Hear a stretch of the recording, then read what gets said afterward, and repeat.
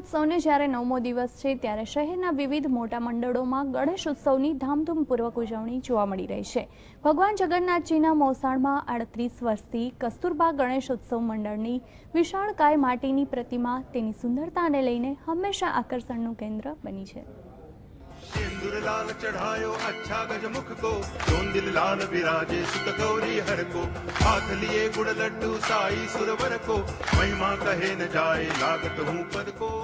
सरसपुरना कस्तूरबा नगर गणेश उत्सव मंडल में भगवान विघ्नहर्तानी विशाळकाय सुंदर और आकर्षक माटीनी प्रतिमाए भक्तों ने आकर्ष्या है।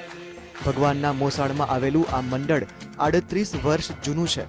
आ मंडळ द्वारा पर्यावरणना जतन माटे छेल्ला 5-6 वर्षथी भगवान विघ्नहर्तानी माटीनी मूर्तिनी स्थापना करी रह्युं छे। छेल्ला 38 वर्षथी चाली रह्युं छे। 38 वर्ष अमारुं चाली रह्युं छे અને છેલ્લા 5 વર્ષથી અમે લોકો 5 થી વધુ વર્ષ થઈ ગયા જ્યારે અમે લોકો માટીની પ્રતિમા સ્થાપિત કરીએ છીએ, કારણ કે જે આપણી સરકારે અને બધાએ કહેલું છે કે ઇકો ફ્રેન્ડલી મૂર્તિ લાવો અને પ્રદૂષણથી બચાવો, તો અમે લોકો મતલબ 5 વર્ષ પહેલાંથી માટીની પ્રતિમા સ્થાપિત કરીએ છીએ તાકે કોઈને નુકસાન ના પહોંચે અને પર્યાવરણમાં કોઈ હાનિ ના થાય।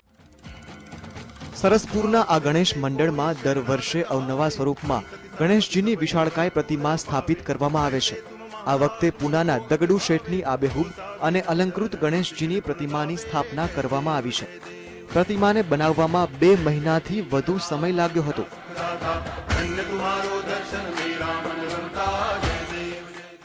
એટલે આ દગડુ શેઠની મૂર્તિ એટલા માટે લાયા છે કે પૂનાની અંદર પહેલી વખત લોકમાન્ય તિલકે જે આપણે એકતા અને અખંડિતતા માટે જે ત્યાં મૂર્તિ મૂકી હતી સ્વતંત્રતા પહેલાંની, તો એ વખતે આપણા બધાને સંગઠન થવું જોઈએ કે બધા હિન્દુઓને કે ભારતીયોને એ રીતે એક ઉત્સવ પ્રમાણે એ રીતે પણ ભેગા થશે।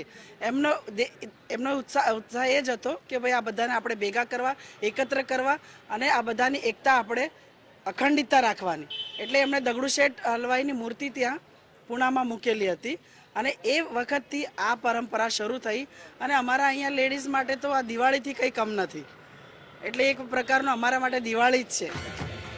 અહીં સાંજના સમયે જ્યારે ભગવાન વિઘ્નહર્તાના દર્શનની શરૂઆત થાય છે ત્યારે મોટી સંખ્યામાં ગણેશ ભક્તો પણ ઉમટી પડતા હોય છે।